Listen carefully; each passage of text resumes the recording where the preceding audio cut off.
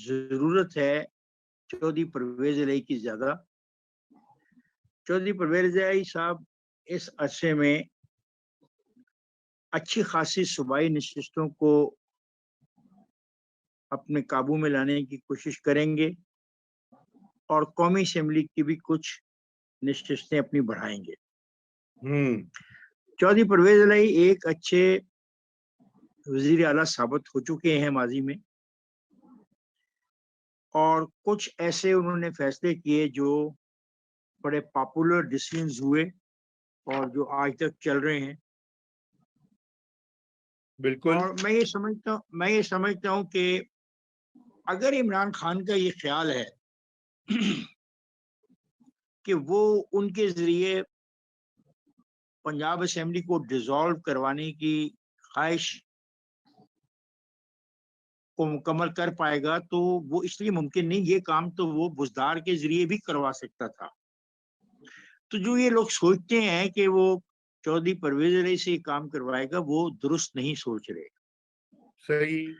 البتہ conflict of interest ایک stage پر جا کے اگر یہ سسٹم چلا پنجاب میں، تو کانفلکٹ آف انٹرسٹ آہستہ آہستہ بڑھتا جائے گا، اور اس کانفلکٹ آف انٹرسٹ کے بڑھنے سے ایک نئی سچویشن ڈیولپ ہوگی جو سب کے لیے اہم بھی ہوگی، اور اسی میں آئندہ انتخابات کے نتائج چھپے ہوں گے. آئندہ انتخابات کے بارے میں بہت پہلے آپ ہی کے پروگرام میں کہہ چکا ہوں کہ اسٹیبلشمنٹ جو بھی ہے اور جو ہمیشہ کے لیے ہوتی ہے، وہ ایک ہنگ پارلیمنٹ چاہے گی وفاق میں. یہ بات میں نے آپ سے کوئی سال پہلے کی تھی. جی. اس وقت تو مجھے نہیں پتا تھا یہ ساری صورتحال کدھر جائے گی. وہ ہنگ پارلیمنٹ چاہیں گے، اور اس ہنگ پارلیمنٹ میں حصہ لینے کے لیے آصف علی زرداری صاحب اپنی بھرپور کوشش کر رہے ہیں.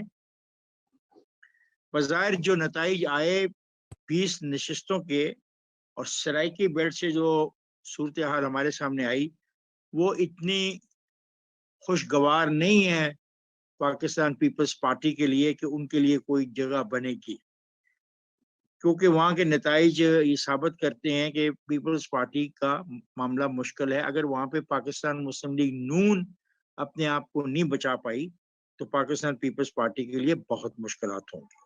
ٹھیک، بالکل ٹھیک. لیکن جیسا آپ نے کہا کہ ابھی پاکستان کے سب سے بڑے پارٹی کے سربراہ عمران خان قوم سے خطاب کرنے لگے. یہ بڑا انٹرسٹنگ ہے کہ وہ جب چاہتے ہیں وہ قوم سے خطاب کرتے ہیں. یہ مطلب یہ بڑا اچھی روایت جنم لے رہی ہے. یہ زیادہ بات ہے کہ پاکستان ٹیلی ویژن کارپوریشن سے جو خطاب سنایا جا رہا تھا ایک سیاسی پارٹی کی رہنما کا، وہ نامکمل تھا اور اس میں بیجا رکاوٹیں تھیں، اور جو لوگ رکاوٹیں وہاں پہ ڈال رہے تھے ان سے کوئی پوچھنے والا بھی نہیں ہے کہ بھئی یہ سب کچھ کیا ہو رہا ہے. تو میں سمجھتا ہوں کہ کچھ ٹھہراؤ کے کچھ دن ہیں، دیکھتے کیا ہوتا ہے. ٹھیک سر، بالکل ٹھیک ہے. میں بڑھتا ہوں تنزیلہ مظہر صاحبہ کی طرف. تنزیلہ، شہباز شریف صاحب نے یہ بھی کہا کہ عدلیہ کے ڈبل سٹینڈرڈز ہیں، پارٹیوں کے لیے، ہر پارٹی کے لیے مختلف سٹینڈرڈز ہیں.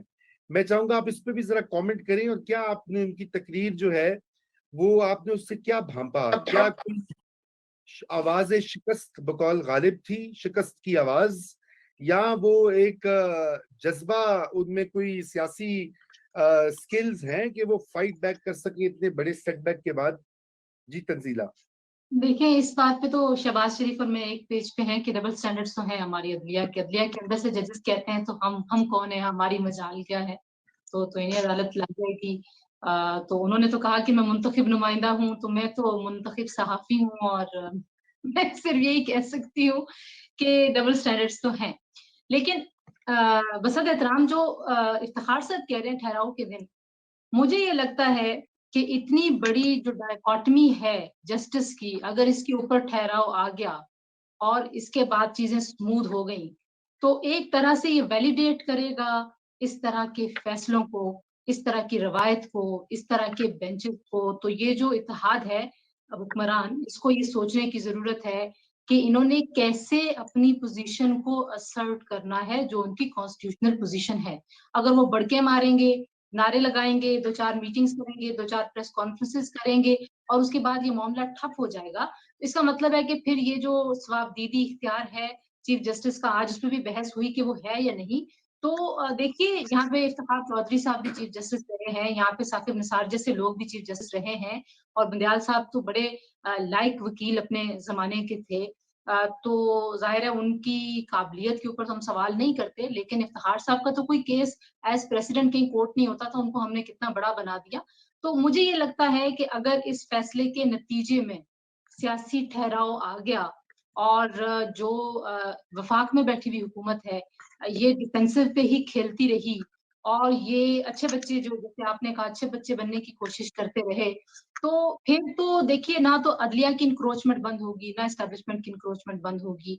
और जो इफ्तिखार साहब कह रहे थे कि जो है एस्टेब्लिशमेंट जो हमेशा ही होती है, मेरा ख्याल है कि उनके भी डबल स्टैंडर्ड्स हैं और उनके डबल स्टैंडर्ड्स ने ऐसा मजे का खेल खेला है कि अब देखें, अगर आप अपनी ग्राउंड छोड़ देंगे, यानी कि पाकिस्तान मुस्लिम लीग नवाज बिलखुसूस अगर अपनी ग्राउंड छोड़ देगी, वोट को इज्जत दे का बयानिया छोड़ देगी, तो आप तो ना 3 में है ना 13 में है। तो आपको अपनी ग्राउंड नहीं छोड़नी चाहिए थी, जी कोई भी बिल्कुल मसले नहीं उसको आड़े आनी चाहिए थी। तो मेरा तो बिल्कुल ख्याल ये है, एक आखिरी जो बात मैं कहना, मेरा नहीं ख्याल के ठहराव अगर आएगा भी तो बहुत दिन रहेगा।